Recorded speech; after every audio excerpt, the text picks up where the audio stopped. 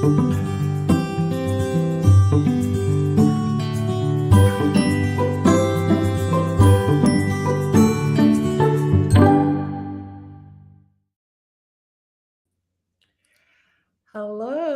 Hi, Chris. How Hello. Happy winter. It is winter, except it's been so cold in New England. It was so cold in Boston, but I think it's like 45 degrees outside today. So, yeah. Yeah, we're melting too. It's sad. Chris, I know people can't see, but do you want to show everyone your festive sweater? I know we're talking about the difficult year we had. I was joking. I'm also dressed festively, but like New Year's festively, not like Christmas festively. So I look like I'm going to a nightclub, and it looks like you're going to a Christmas party. I've got my Mary Twitmas shirt, the This Week in Tech Miss. It's a few years old now. Love it. If everyone who's joining us right now could add your name or what city and state you're from, anything you want to share, and then what was the highlight of your 2025? I know the theme today is talking about. I know the theme today is talking about what a difficult year we had, but there's always room to celebrate. So tell us something that you are celebrating, a highlight of your 2025. Yeah, let's hope we get a few comments here. I think people might be joining a little bit later, watching later this time more than others because we didn't give as much warning before we let everyone know about it. But Okay.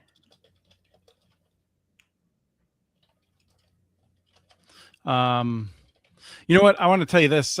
This is a little intro into a little window into my life. The thing that I love about this time of year is like I love Christmas trees, and I usually go with my mom to like a lot, and not a lot, but actually like to a place where you can like chop it down and we put it up. And last year, Michelle and I came to a realization that the thing we love more than Christmas trees, which we love a lot, is not having a migraine every day because I'm super allergic. And it took me like 20 years to figure out that my spate of like December and early January migraines that was happening year after year was caused by the Christmas tree that we're putting in our house. This year I feel great. And so we got a fake tree. And yeah, so I'm not.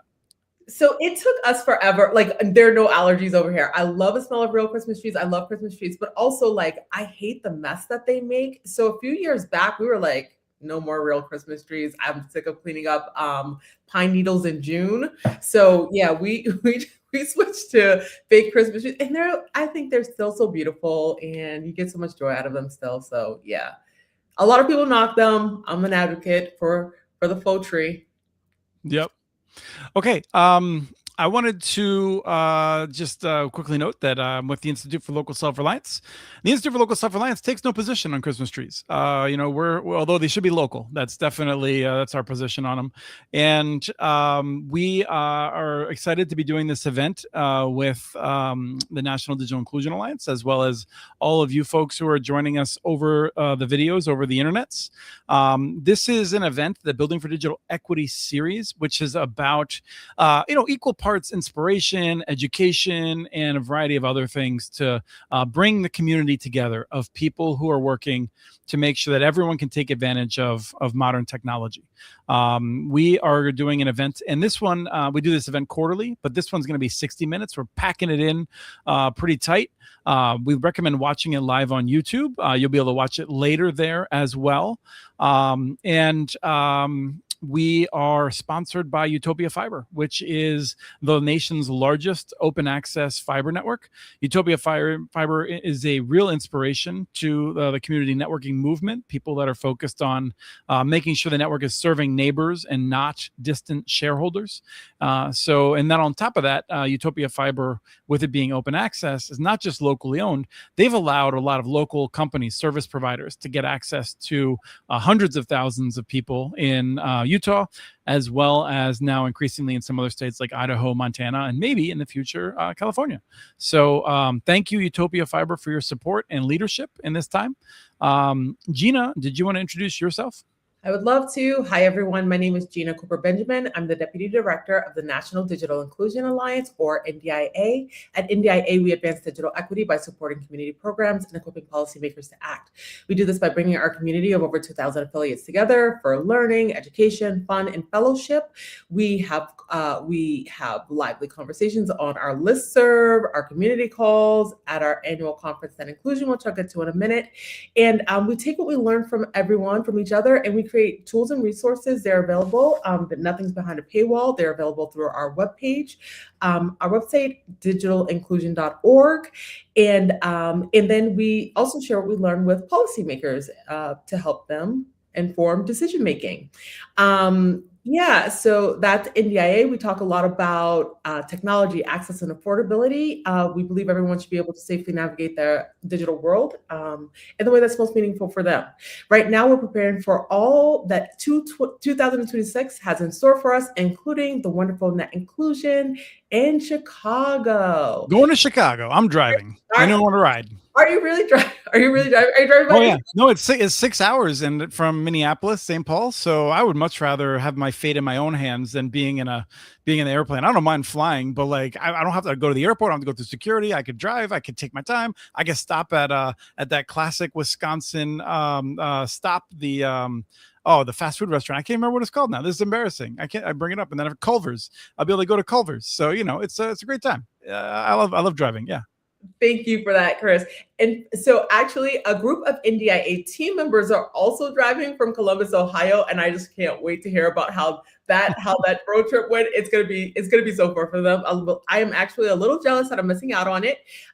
You too can road trip to Net Inclusion. Net Inclusion has been a staple in digital inclusion community since 2016, a very long time. We get together to share knowledge and discuss local, state, tribal, and federal policies impacting digital equity, digital inclusion best practices from across the country, AI and emerging technology. In fact, right now I'm trying to work out if we can get some prominent Black women from Illinois to lead a birds of a feather around quantum computing, funding for sustainability, digital inclusion programming, serving diverse populations, connectivity, access, adoption, affordability, devices, skills, you name it, we got it.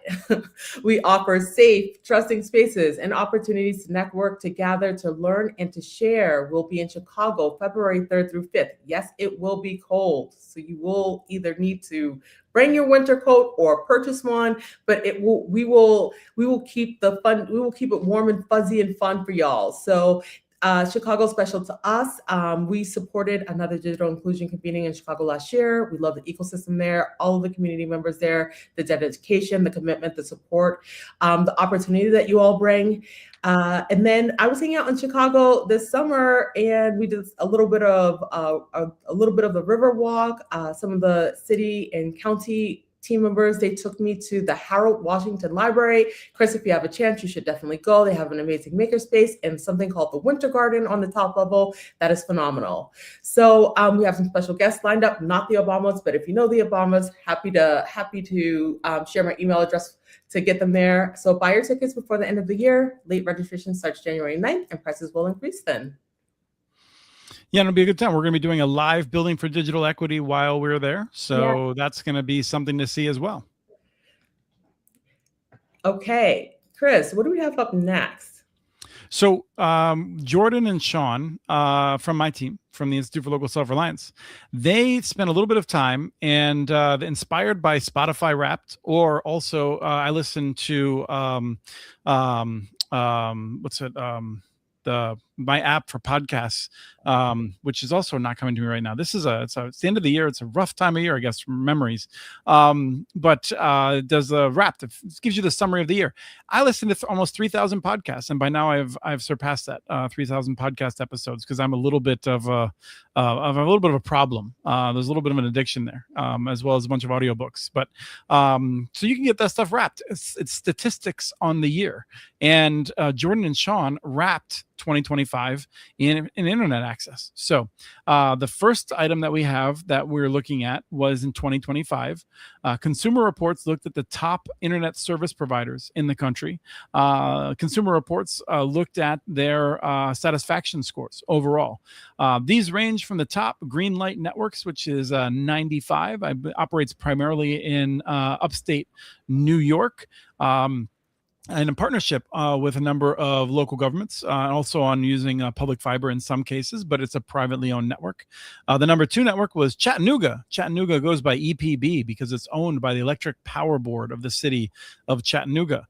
Number 3 was Allo Fiber in Nebraska. Allo has a great partnership with Lincoln in Nebraska, and they were able to supercharge their deployment with conduit from the city of Lincoln, and have gone on to make partnerships in a number of other cities in the West. Wonderful provider.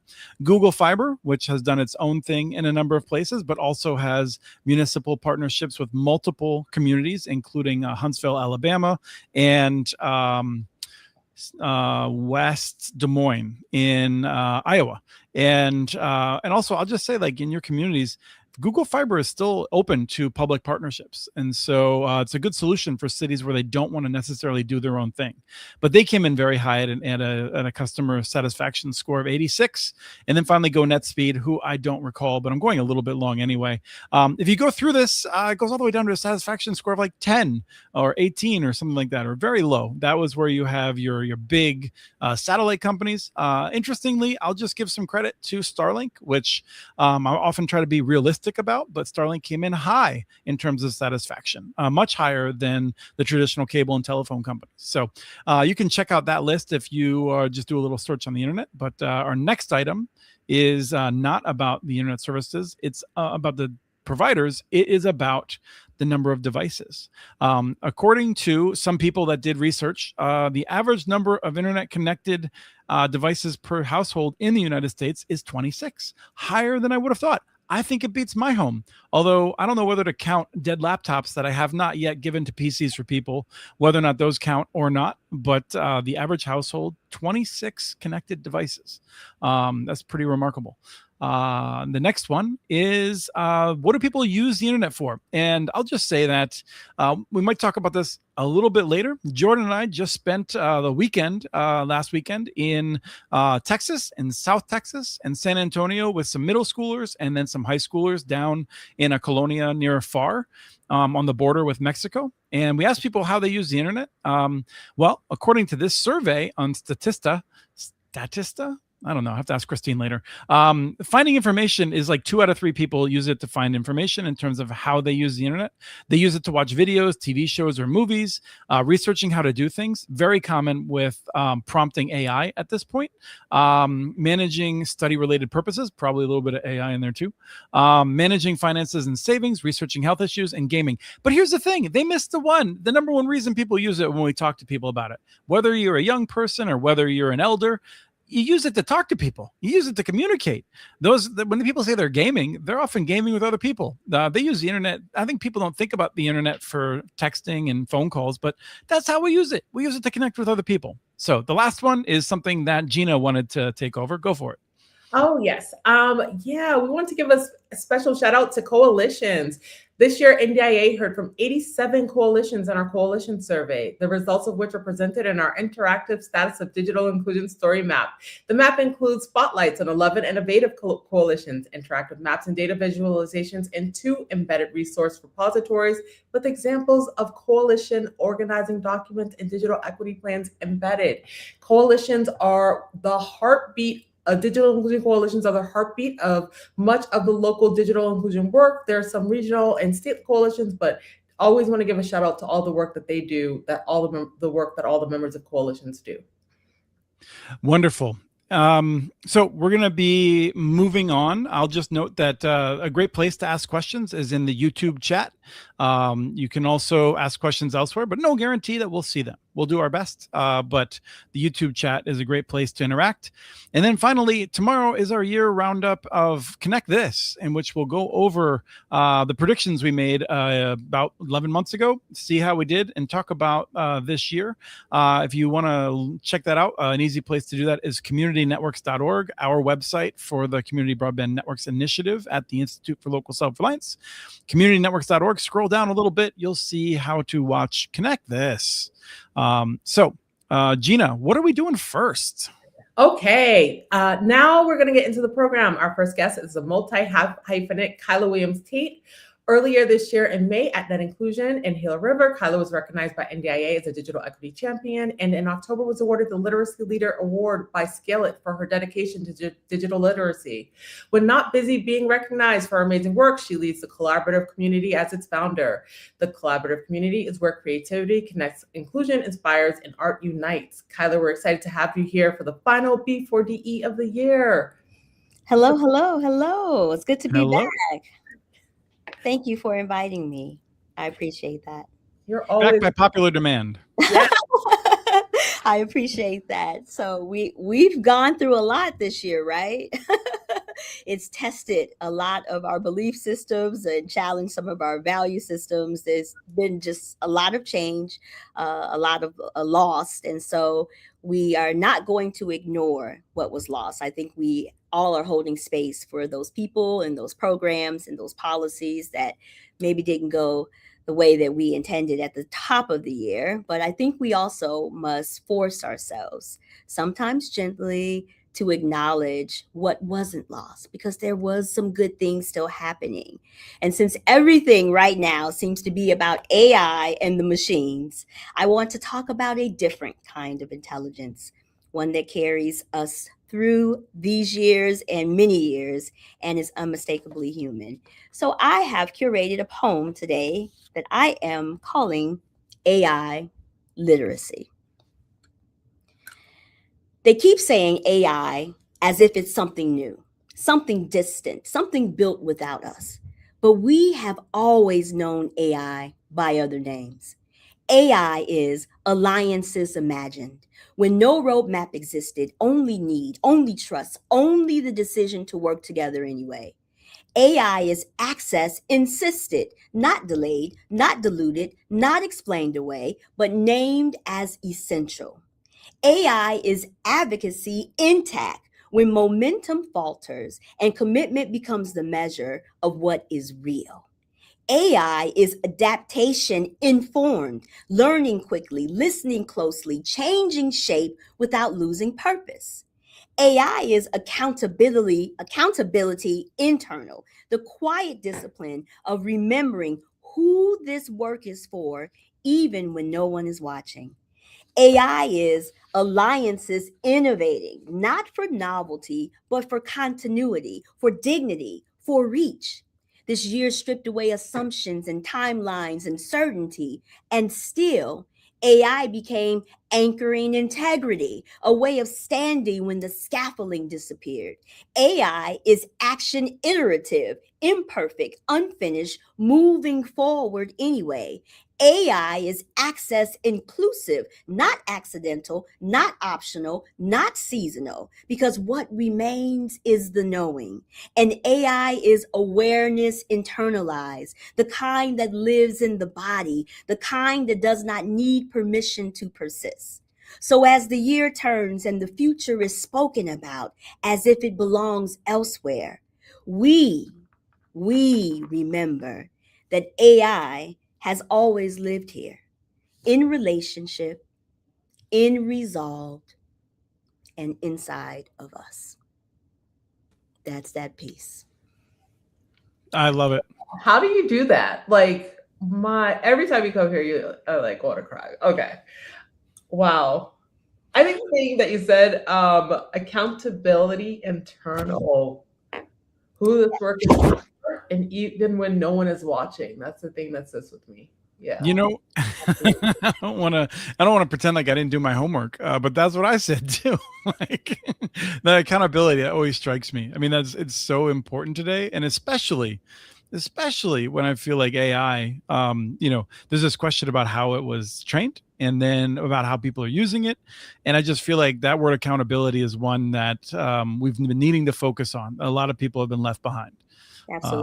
Absolutely. And digital literacy is AI literacy, it's data literacy, starts with general literacy. All the literacies is what I call it. So as we are endeavoring to ensure that we are prepared to address some of the challenges and the benefits that AI brings to our work, we have to start with literacy, ensuring that we have good comprehension, we understand how to communicate well with each other. So we need to ensure that we include that in our strategies as we're moving our digital equity, digital inclusion, digital opportunity, digital growth, whatever you're calling yourself these days, as we move that forward, please ensure that it's centered with the literacy spirit. Yeah, then I think just one other piece of it, just the fact that this is not new. Like, it is new in some ways, but also I could spend the rest of the show sort of musing about history and stuff like that. But one of the things that we have to deal with is that this is allowing a concentration of power, and that is the oldest thing, right? Indeed. And agreed 100%. Thank you again for inviting me. And I can't wait to listen to and watch the rest of the show. Well, Kyla, before you go, do you want to tell people about, you do have something planned for net inclusion in Chicago? Oh, yes, absolutely. Thank you for the reminder. So I have a session that will be hosted at Net Inclusion. It's called The Voices of Digital Inclusion. It's a showcase of words, art, and music. So if you are attending Net Inclusion and you have a story to share a song to sing, an instrument that you play, some textile that you're good at, something that you do as part of your everyday, or something that you just do as a hobby, we welcome you to join our stage at Net Inclusion for that session and share. It doesn't have to be about digital equity and digital inclusion. It could be whatever your heart's desire that you would like to share with that greater audience. So if you are interested in sharing during Voices of Digital Inclusion, please connect with me on LinkedIn. I'll also put a link in the chat for you to be able to fill out an interest form. Thank you, That's wonderful. And one of the things that we desperately need to learn from history is art and being creative that moves us forward. Yes. Indeed. It's the documentation of the times. Yes. Thank you, Kyla. Thank you. We have next, we're going to talk a little bit about a year in review from a state that was very active. And I'm excited to welcome Lindsay Skolnick on from the California Alliance for Digital Equity. Lindsay's been involved in these fights for a long time, is very strategic, and can tell us about what we've seen in California, what we can learn from and build on for next year. Thanks, Chris. Thanks, Gina, for having me on. Really excited to be here and talk a little bit about all that Cade has been up to this year. And just to walk it back really quickly for folks who are unfamiliar with the work that we do, the California Alliance for Digital Equity is a group of local and statewide advocates focused on advancing all forms of digital equity, whether that be device acquisition, broadband access, digital literacy. We were established back in 2022, and our initial and urgent goal was to elevate community voices, advocating in support of key pieces of digital equity legislation. Came head to head with really intense industry pushback, ultimately at the onset of our being established, which then made us realize, hey, we need to have a seat at the table here. We need to make sure we expand and grow our advocacy efforts, which is what we're trying to do now. And ultimately this year, one of our primary focuses was, as you mentioned, Chris, broadband affordability. We've recognized this issue as a really critical thing to address here in California. We know families without broadband subscriptions cite affordability as the primary reason. And we also know that a lot of ISPs, while their service offerings remain the same, broadband prices continue to go up in California, which is especially true in low-income communities and communities of color. So at the start of this year, we were really excited to see Assemblymember Tasha Berner, the chair of the Assembly Communications and Conveyance Committee, introduce AB 353. The bill required internet service providers to offer a $15 a month 120 Mbps internet plan option to all qualified low-income Californians. We saw this as a really exciting and important first step to, ultimately bringing folks what they need, fast, affordable, and reliable internet connection. And so we decided to initially support that bill in concept, kind of right when it was introduced. And it came at a really critical time for California. I mean, ultimately, at the start of this year, the broadband, or not even just the broadband, but the affordability crisis was at the forefront of everyone's minds. Everything, basic necessities were all too expensive up and down the state. And broadband was no exception. We knew that on average, folks were spending $95 a month on their internet bills, which is insane. And so we were really hoping to, make sure that folks had a opportunity to get reduced prices if they were able to qualify for this plan under Assemblymember Berner's bill. It also came at a time where ultimately roughly 3 million Californians had just lost federal support through ACP. And importantly, New York's broadband affordability law had just passed, which was really exciting for us because we thought, hey, why don't we follow New York's lead and incorporate some lessons learned from their implementation of their similar policy in this bill. So really tried to work at the onset with the bill author on, as I mentioned, implementing some of those lessons learned, finding ways to make sure that this bill was tailored to the unique needs and interests of California residents. But unfortunately, mid-session, that bill author accepted amendments from industry that, in our eyes, gutted key elements of the bill. Some of those elements, I think one of the key ones that was difficult for us to digest was the bill reduced the speeds from 120 to 5010 for those low-cost plans, which is ultimately half the federal standard, right? And so that was a big concern of ours. Another key piece was ultimately the bill didn't really have, it made enrollment and verification the responsibility of the providers, which was similar to what New York had as well. And we were hearing from folks in New York that was a difficult process as it was in place there. So we're really trying to adjust things so that there were stronger oversight, consumer protections, and avenues for redress for abuses of consumers within our bill, or the AB 353 ultimately here in California. But shortly after we pulled our support, the bill was held in committee, became inactive, died. Technically, because we're entering year two of a 2-year session in California, the bill could come back, but I do not anticipate that's going to be the case. I just think that ultimately there's not the appetite right now to bring 353 back in a similar form. But what I will say is we, don't have our eyes off the prize when it comes to broadband affordability. This is something that we're continuing to focus on, thinking through it more so as a long-term effort here in California. And there was a lot that we learned, from this ultimately. Success as we know it is not always a straight line. Ultimately, there's going to be some ups and downs when you're up against a powerful industry. And so we're in it for the long haul. And the other thing I'll mention is just, I think it's good for other lesson we really learned is just it's good to continue to stay nimble on these things and make sure that you hold firm on your kind of lines that are really important to you when it comes to these policies, which is something that Cade did with 353. So I know that was a lot of information to throw at you all. I'm happy to answer any questions you might have, Chris and Gina, and talk through what's next for us. I think, just very briefly, it must have been difficult to try to decide whether to oppose your own bill, knowing that some number of people would get a benefit out of an internet access speed that we all believe is too slow to really serve people and serve entire households, those 26 connected devices on average. But just, a little bit about like how you decided whether or not to take the half loaf. Yeah, so I think when it came to how that speed threshold was reduced for us, that was just a hard line where ultimately we thought that if this was going to be a bill that had kind of a long-term impact on the residents that we were trying to support with affordability, it needed to meet those speeds. We know that that's what folks need in their homes to just be able to meet basic needs online.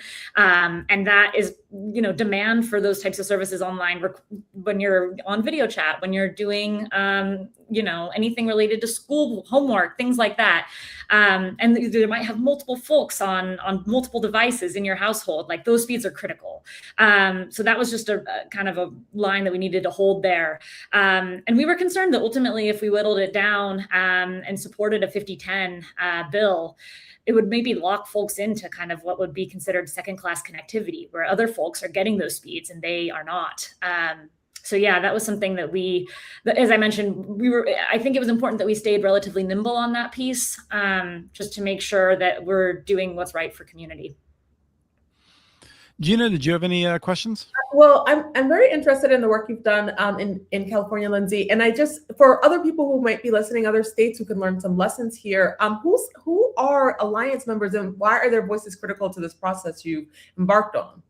Yeah, thanks for elevating that, Gina. So we have a lot of incredible partners that are a part of CADE. Some of the key folks include Next Gen Policy, the California Community Foundation, Oakland Undivided, the Michelson Foundation, or Michelson Center for Public Policy to be specific, and a number of others. The Fresno Coalition for Digital Inclusion. We have folks in the Bay Area, the Central Valley, down in LA, and all of which kind of come together as our key collaborators and strategists when it comes to building our advocacy priorities. And I would say that's made us so much stronger because we've been able to really represent a lot of the interests of various regions up and down the state. And, we're continuing to grow. I think originally back in 2022, we had 6 partners, now are upwards of 20 folks. So yeah, really proud of the work we've been able to accomplish all together. Awesome. Thank you, Lindsay. Yes. Thank you, Lindsay. We're going to kick you off. Thank you, everyone. Thanks, Chris. Thanks, Gina, for having me. Thanks for the great work. California is really a leader. And one of the things that I think we're all thankful for is that California didn't set a precedent that states should just take some half effort, second class kind of connection and call it good enough for the millions of people who have been left behind. I think that's important. And so I salute them in what was, I'm sure, a hard decision. Gina? I agree. I'm happy they did that. Okay, what do we have up next, Chris? Maybe we could freelance with some legends. I don't know. Okay, just an idea. Did the legends join? They're here. Oh yeah, we're all set. They're ready to go. They don't know why they're not out here right now. Legends, join us on stage. We have a lot of legends, and Angela's wearing her nerd cap. Okay. I want you to turn the heat on in there. I don't know. Gigi, you got any heat you can share with them? It's cold. Can you hear me, by the way? Yes. Yes. Hi, Gigi. Hi, Wanda. Hi, Angela. How are you? Hi, everyone. How are you doing? Hi, ladies. How exciting. I'm in Cleveland at Ashbury Senior Computer Community Center. I might have gotten 2 of those words mixed around. We have the New York Times here, reporter and photographer working on a story. So watch New York Times early January. And so I stole Wanda for a couple minutes to join us. Yeah. Hi, everybody. Wonderful. Good to see you. Gina, Gigi, and Chris, good to see you all. Yes, thank you. And do you want to just tell the brief story? I know if you go to Net Inclusion, one has had a really good chance of hearing Wanda tell it from the stage in the main room. But Wanda, you just want to remind us who you are? Yeah, I'm Wanda Davis, the executive director, Ashbury Senior Computer Community Center for 23 plus years now. Moving on. Wonderful. And then next to you is Angela, who people probably recognize as being the head of the National Digital Inclusion Alliance and the whisperer in DC on the needs for digital equity. I kind of feel like I'm whispering into the wind these days, but thanks, Chris.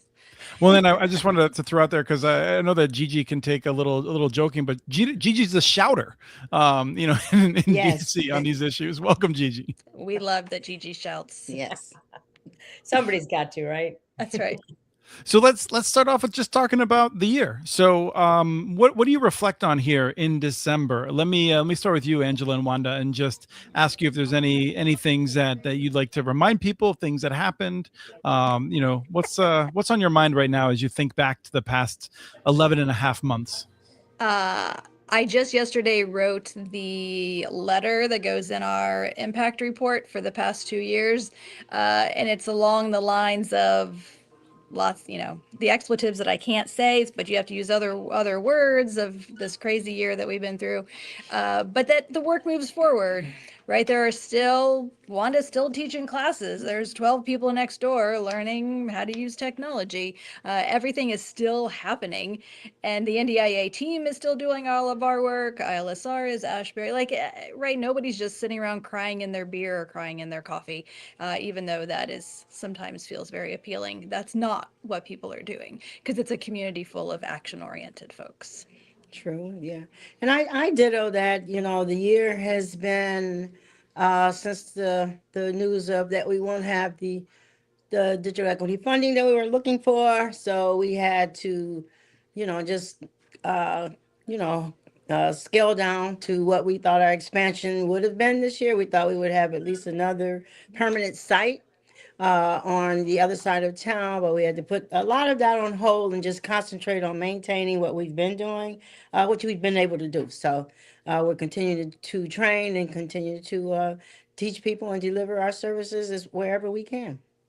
Well, it seems like you've fixed Angela's problem from last year. For people who remember the screen that kept rotating and Angela kept coming in sideways, it's working well now. So I assume Turns the out I training just helped. needed to be in Cleveland this whole time. Who'd have thought? Gigi, what do you reflect on right now over the course of the year? So it's funny, I just got off a call where I was giving a presentation about the year in review. And the first slide was a picture of Charlie Brown trying to kick the football and Lucy pulling it away. Yeah. And to me, that's what the year was about. It was, about seeing the BEAD and digital equity money like there for the taking and it not being there. Yeah. Right. I mean, and again, I fault, frankly, both administrations. I am bipartisan in my critique. I believe the Biden administration was too nitpicky. It should have gotten the money in the bank before they left. There's no excuse for it.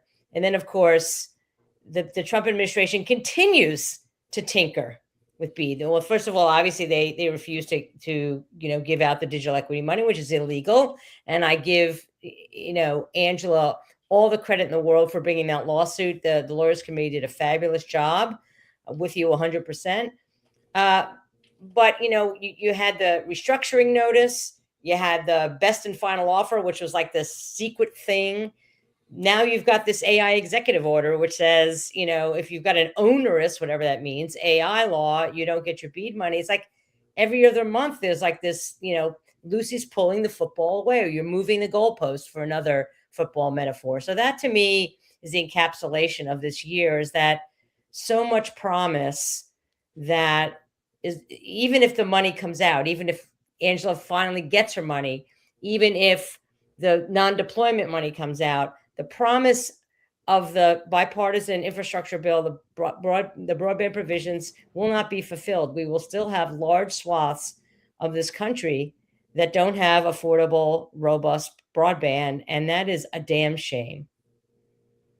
It means our work is continuing for years and years to come. Like, we thought this was going to be the big moment where we get this. We knew it was going to take a while, but we could make big gains, right? We could build these ecosystems of digital inclusion practitioners and those that are working on making sure everyone has affordable access and has devices and has the digital skills training. And now it's going to just take even longer.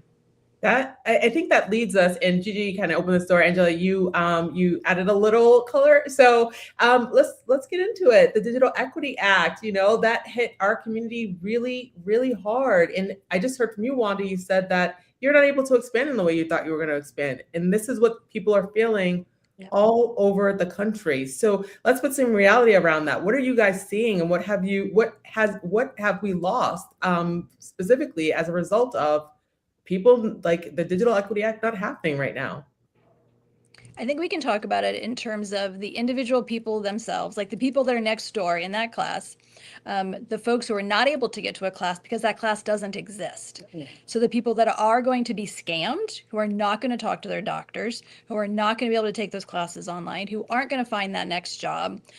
Like, we have to talk about it at that level. And then we have to talk about the whole country moving forward and the fact that we don't have these strong ecosystems that we thought we were about to create, because it's the ecosystems that will keep the work moving forward after the federal money is spent.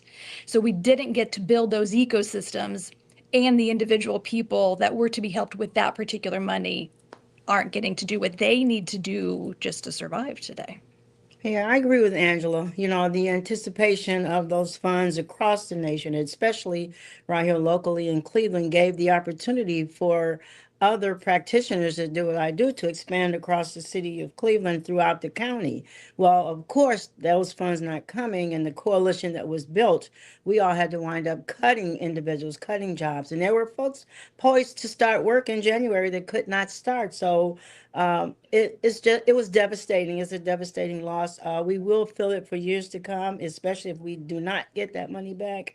ASC3 in itself, as a small practitioner in this field, we had the anticipation of expanding to 2 other permanent sites that will reach the other side of the street where we practice at. That won't happen. Will not happen now unless things change. So like you say, we're still spinning the wheel and still maintaining, but the other folks that we were trying to reach are still not being reached. Gigi, and Digital Equity Act thoughts without any expletives? Well, I don't know. I don't know if Angela, if you got the speech that I gave at Net Inclusion in February, which of course it was a fabulous event. I loved it. I even loved being in Arizona when it was broiling hot. It was May, excuse me. But I mean, it's just illegal, pure and simple. I mean, unfortunately, you know, this administration has flouted the separation of powers time and again. But, you know, I agree. Obviously, nobody knows better than Angela and Wanda the devastating effect that it has on the communities that they work with every single day. And it's just, you know, it's mind-boggling that we are in 2026 almost, and we still have wide swaths of the United States that don't have a critical, necessary communications network available to them for, you know, for either accessibility reasons or more commonly for affordability reasons. It's inexcusable.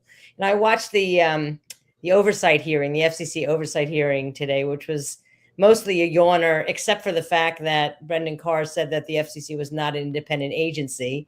And even though it said so on its website, they changed it soon after that question. Like, wow, I feel like I'm in 1984 right now, you know?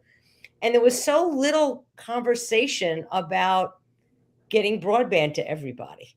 I mean, there was so little, given that it was a 2.5 hour oversight hearing. It just was really, really remarkable. And the FCC should be ashamed of itself, and the country should be ashamed of itself that we are allowing this to happen. And I don't have the answer. I do think, ironically, what has happened to BEAD and the Digital Equity Act may be good for community broadband, which is something obviously, you know, we all support very much. But I don't think it's worth a candle. I mean, I'm very unhappy with what has resulted. If it leads to more community broadband, great, but it's still a $42.5 billion. That's just for deployment, and then another $3 billion for digital equity. To lose that money or to see that money wasted on inferior technologies, expensive technologies, is just it's shameful. I have nothing more to say about it other than say it is shameful, and it's not going to happen again in our lifetimes. So we got to figure out, you know, once and for all, maybe it's not a government program that closes a digital divide, but I don't know what it is right now. I don't have the answer. I do think we've been set back, and I think with our closing comments with this group, would like to I'd like to note that, like, we're not the darlings anymore, right? In 2020, 2021, people thought what we were doing was super important. They wanted to invest in it. They wanted to make it happen. And now we're not a top priority for the people in power. And frankly, for the people that, that otherwise would have been in power if the Democrats had won. We're a priority in some ways, but not a top priority, I don't think, by any stretch of the imagination. And I feel like we need to focus not just on doing our work quietly with our heads down, but actually figuring out strategic ways to elevate the importance of this and get it done. So Gigi, let me go to you first, and then we'll finish up with Angela and Wanda. How do you react to that in terms of what we need to do next? Well, I wish I had the answer. Yes. I mean, I think making this a priority, figuring out how to make this a priority among policymakers, and again, it really should be bipartisan, right? Yep. The areas that are being most affected by I don't call it the destruction of the BEAD program, but the major changes of the BEAD program happen to be mostly, states that are controlled by Republicans. So whatever we do, whatever message we raise, we can't just go to our ideological partners. We have to work across the aisle on a bipartisan basis. And I have to say, I am glad a letter came out yesterday from, I think it was a dozen or so bipartisan senators on the BEAD non-deployment money, saying to Ariel Roth, the administrator of NTIA, this money belongs to the states. Give us this money.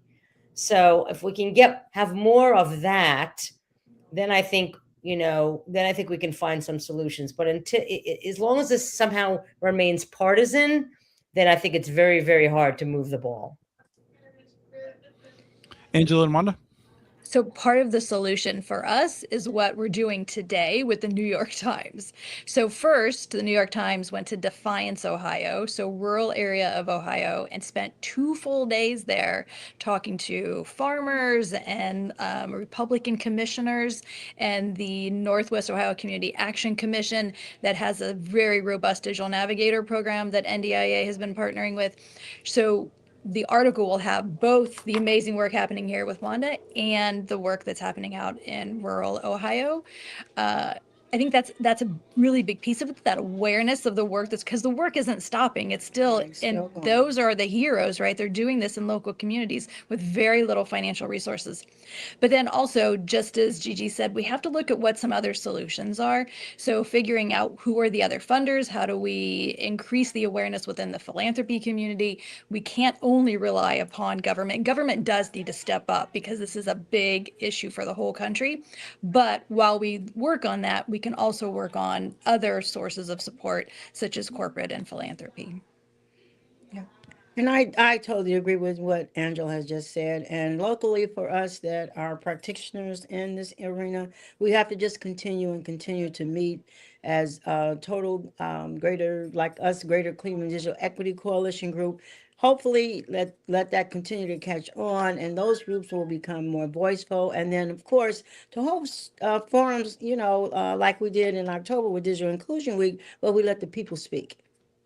And then I think that's going to be a very, very, very beneficial for us to keep going. I mean, perhaps we will have another kids, surfing the web, doing their homework in front of Taco Bell moment. Because that was a moment, right? That was a and moment. That's where I think your guys' work is so important, because you know where the kids are sitting in front of Taco Bell. So, real stories, real storytelling about how people are suffering, just like we're hearing now about how people are suffering because they can't afford food, or they can't afford their rent, but they can't afford to be connected. They can't afford to see their doctor. They can't afford to do their homework. I mean, that kind of moment, if we can create that kind of moment, we don't have to create it. It exists. It exists. But, again, Chris, I know you want to end this, but just real quick, not only do we need to educate philanthropy, the press has been terrible on these issues. I mean, you try to get any kind of, thank God for New York Times cares. Yes. Because it's been really, really hard to get anybody but the trade press to write about this stuff. Yep. Yep, and I don't want to end it. Time wants to end it, so we're gonna have to go with that. And not Time the magazine; they've had some good coverage here and there, but I want to thank Angela and want to thank you for your time today. Thank you for the work that you do in moving this issue forward. Thanks for having us. Yeah, thanks. Good to see you. Take care, and thank you, Gigi. Love your leadership on this. My pleasure. Thanks so much, and as yours as well. Take care. Gina, I'm going to say something. I didn't want to take their time away to just do a short little rant about this, but like what drives me crazy about this is if you take the Trump administration at their word for why they are doing this, why they are slashing the Digital Equity Act. One reason is because they say that it's DEI and it's unconstitutional because we're somehow privileging one race over another race. That's transparently false. As we've noted before, like tons of white people are getting benefits from this. Every race benefits from this. Every race is a member of the armed forces. Every race is a veteran, or has been a veterans. This is rural people are all shapes and colors. Recent immigrants are from a variety of places. It drives me crazy to hear that. And but they say they have to do it because they have to save money, right? And like if I stop buying video games, I save that money, right? And like there's no real harm. In fact, I actually get a little bit of time back in my life too. The federal government stops spending this $2.5 billion. What happens is the expenditures that we have on Medicare, Medicaid, transportation systems, on 100 different government programs all go up. And so we stop spending $2.5 billion on the one hand. And on the other hand, we start spending a heck of a lot more over the next several years. And so over the course of 10 years, we're losing tens of billions of dollars by not making sure everyone can take advantage of digital tools because of the impact on healthcare, the impact on education, the lost productivity. It just drives me crazy when anyone claims that there's economics that would support cutting these expenditures. Yeah. Thank you for sharing that, Chris. I am biting my tongue. I know that there are, as a reminder, NDIA is doing, in the middle of something, and I don't want to say the wrong things, but you disagree with me. You just can't say it. No, I'm just kidding. I'm just teasing you. No, I think that I would like to reflect on one of the points you just brought up about the intersection of digital equity and some of these other areas too. So I can talk about that, right? We think about digital equity as like this standalone thing, which we can think about it that way. But also when we think about healthcare, when we think about economic development, when we think about workforce development, when we think about education, all of those things, the digital world is a part of all of that. And so I think like a part of this is recognizing that too, and like connecting those dots a lot more than I think sometimes they are connected. So I just wanted to uplift that a bit, because I do think even when we talk about housing and hunger, like where are people going for resources nowadays?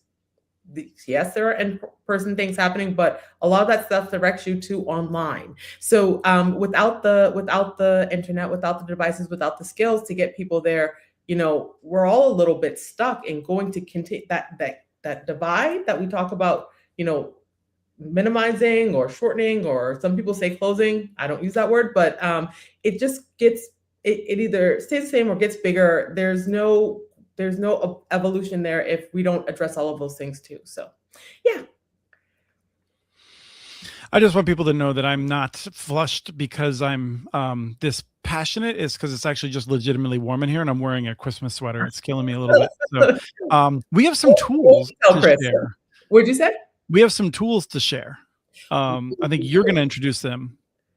I am. So, but I think I'm bringing along some other guests with us right now. If we can put them up on the stage. Oh, look at that. It's like an NDIA directors meeting, and Chris, you're a special guest. Well, I was just gonna say, Aaron started coloring his hair the same color I use on my beard, I noticed. Hi, everyone. And welcome, Christy. I know you're not able to be on camera, but thanks for joining us as well. To wrap this up, we kind of wanted to share some gifts with the attendees, with the audience participating today. And those gifts are tools and resources that, ILSR and NDIA have worked on all year. And I'll start with Aaron. Aaron, how you doing? Good. Yeah, Chris, maybe that's an indicator of how the year's gone. Real quick, I just wanted to say, like, you all have recreated the classic TV holiday special so well. Like, you have all your best friends dropping by to say hi. You just need to, like, break into song casually in between segments, and we'd have it, like, dead on. I'm going to share quickly the digital inclusion impact aggregator tool that we developed. And that has been a big part of 2025 for a lot of the NDIA team. We finally were able to share this tool at the Federal Reserve's Research Forum in the fall.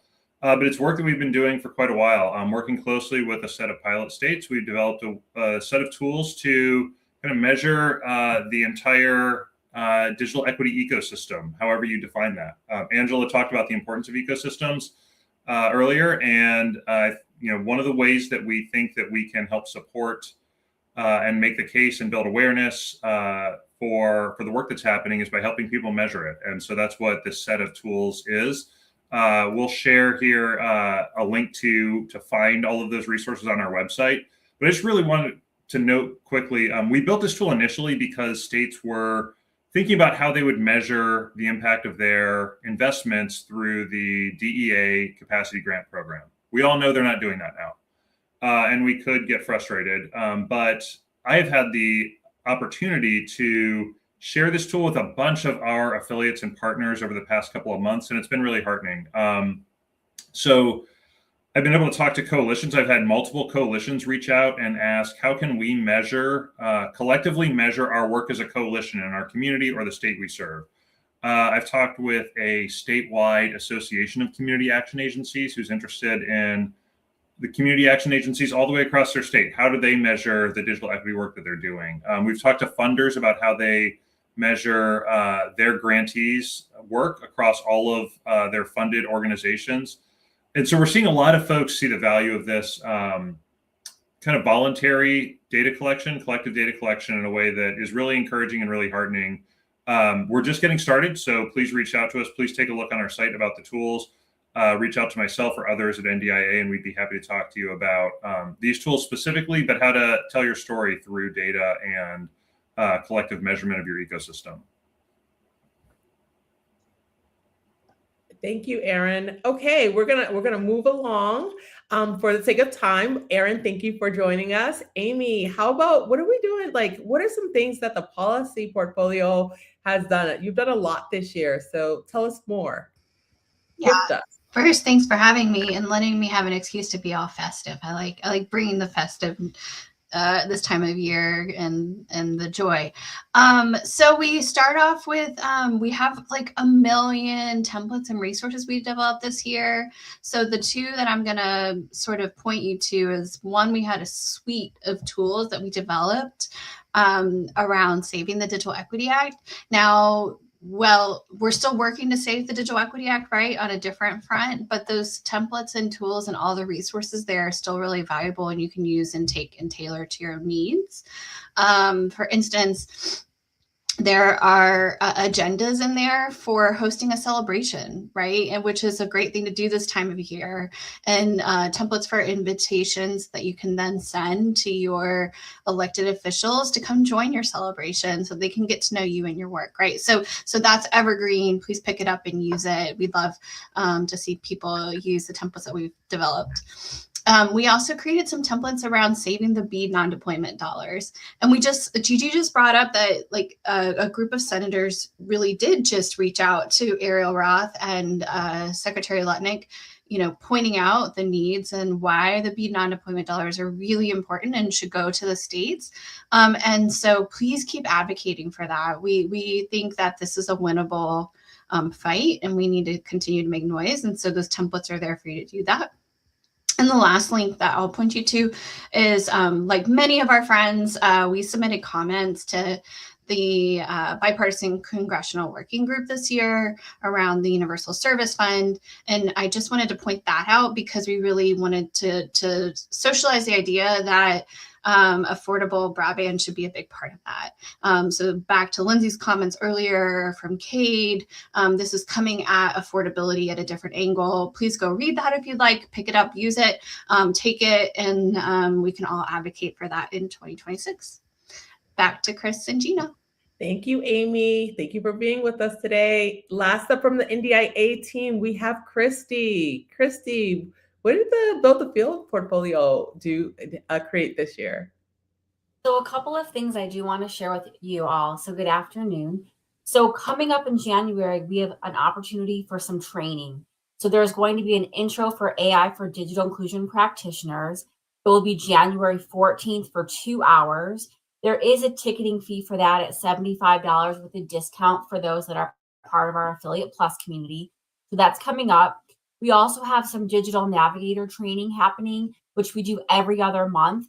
There is also a cost associated with that. That's $185, but you will definitely get the opportunity to spend 2 days with digital navigators across the country and one of our lead trainers, Nate Stone, to learn more about digital navigators, how you do it, some best practices, creating resource guides, all those kinds of things. We have a link in the chat that's coming your way with more information. And then in terms of digital navigator, we have kind of a 101 webinar, which is totally free. That's going to be happening in January as well, January 23rd. And then things that we created this year, 2025, that we're really proud of is we created an updated digital navigator program toolkit. It is hundreds of pages. We shared it at Net Inclusion 2025 in Gila River. There's a link coming your way for that. And there is 19 digital navigator stories from our National Digital Navigator Corps. There's a little compendium of those stories, which we're really, really excited and proud of. So check that out. We also worked with one of our advisors, David Keys, who had a very illustrious career at the city of Seattle on what we are calling Digital Inclusion Bites. And they're really insights and resources. It was a 3-part series. And there's lots of information there on professional development for digital inclusion practitioners, lots of resources, information on digital skills frameworks. There's even an individual household internet checkup tool that is there. And then the last thing really quickly is working cross team. So with Aaron's team and my team, something called the AI and Digital Skills Brief with an instructional materials rubric. So it really brought together a working group of practitioners across the country to talk about how are they implementing AI skilling and their digital skilling training and resources. And there's a lot of best practice and guidance in that brief. So those are the big highlight things that we worked on this year, and I'm really excited to share them with you. And thanks for indulging me being off camera.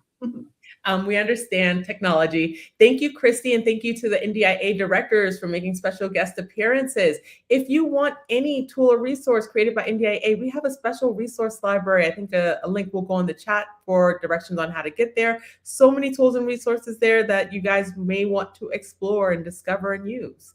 Chris, what about ILSR? We haven't been doing much. So yeah, nothing. Okay.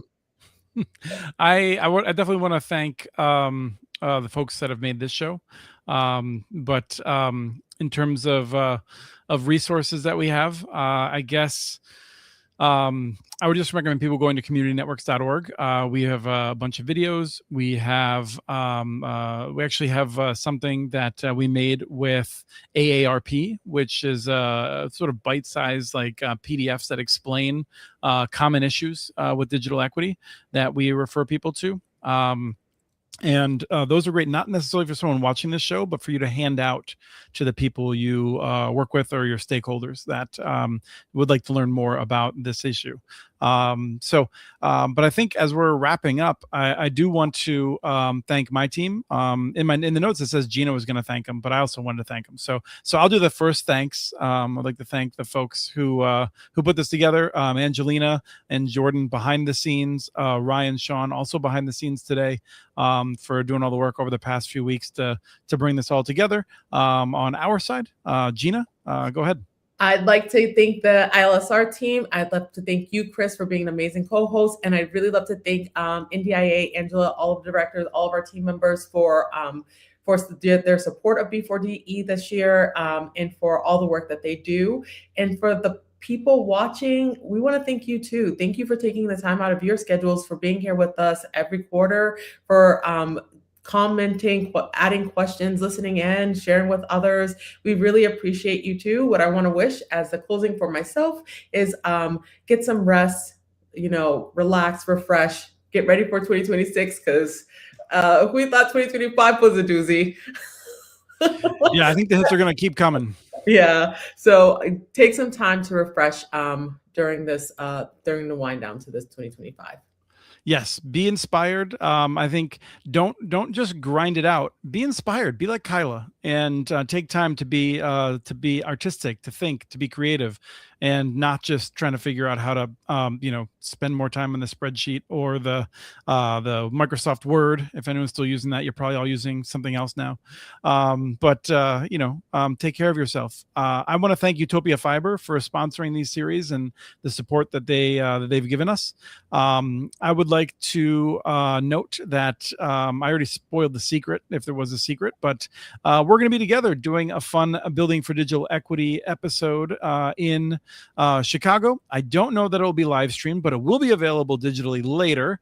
In fact, it would be kind of surprising at this point if it's live streamed. But I want to thank Sean for adding on to his plate the work to get people coordinated around that, as well as others on my team who are doing that.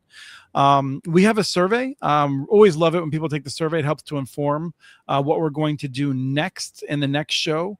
So raise your questions. Let us know what we can do better, what you really like, what we're doing, so we don't accidentally chop that out because I didn't like it or something like that. So check out the survey. And tomorrow at 3 Eastern, 2 Eastern, tomorrow at 2 Eastern, I want to say, is Connect This, where Doug Dawson, Kim McKinley, Travis Carter, and I, perhaps another special guest, will be going over the year from a perspective of more like internet service providers and infrastructure. And I get a little bit more ranty in that one. So I'm going to have a little caffeine before that one to amp it up a little bit. I want to thank everyone who came on the show. I want to thank Lindsay and all the folks at the California Alliance for Digital Equity out there doing that work, the folks at Digital Equity Los Angeles. I want to thank certainly Gigi, Wanda, and Angela for coming on to join us, as well as all of the folks at the National Digital Inclusion Alliance who have made this possible. So thank you all. We look forward to ending this year, and then look forward to making next year a better one. See you at Net Inclusion, hopefully 2026, Chicago. I'll be there after listening to 18 hours of podcasting at 3x on my 6-hour drive. Chris. Okay. Peace, everyone.